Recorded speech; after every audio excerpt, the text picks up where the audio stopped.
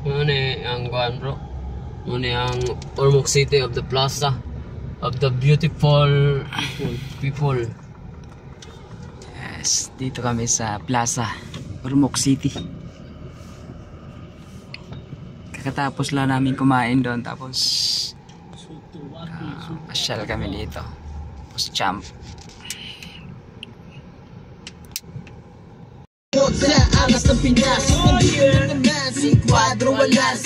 Meron na naman pang mababaklas, meron na naman pang kung natatakas. Ang pinakatakot sa angas ng Pinas. Nandito na naman si Cuadro Alas at mga kageng-geng. Sa Philippine Boxing siya lang nagpapaningning. Isa-isa niyang binaklasan ng mga weakling. Para sa susunod inawin na ang next victim. Pwede rin si Neri o di kaya Kameda. Kung gusto nyo naman tatlo sila sa isang pedya. Dahil ganyan talaga pag pinakamalakas. Wala sa vocabulary mo kasalitang atras. Dahil di marunong tumatras si Casimero.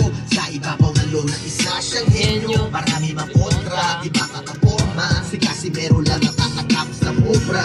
Maestra sa ibabaw ng ring. Dapat tayang pulot-pulo parang gabi na lagim. Walang makakasaling, ngayon pa't paparating. Ang apat na tulo, kanya na maangkin. Yo, nandito na naman si Cuadro Alas. Meron na naman pang mababaklas. Meron na naman mga atras, mga takot sa angas ng Pinas. Nandito na naman si Cuadro Alas. Meron na naman pang mababaklas. Meron na naman pagong natatakas. Ang pinakatakot sa angas ng Pinas. Nagtaasan na naman ng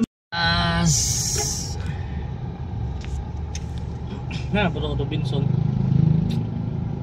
Ano ni pinakauna nga Robinson? Bag-ulan to katong dako.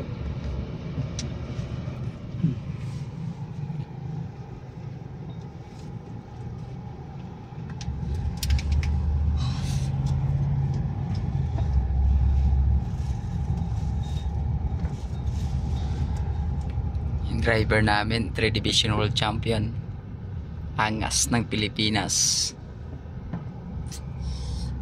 Yan, pinasakay tayo sa kanyang napakalupit na Ford. Best of the best.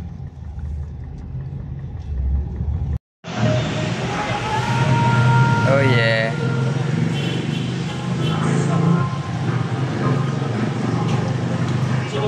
Mingi talaga ng ng picture yung mga guard dito. Boss Champ. Cuadro Alas kasi meron. What's up mga kids? Dito tayo sa mall. Robinson. Sasakyan na Champ.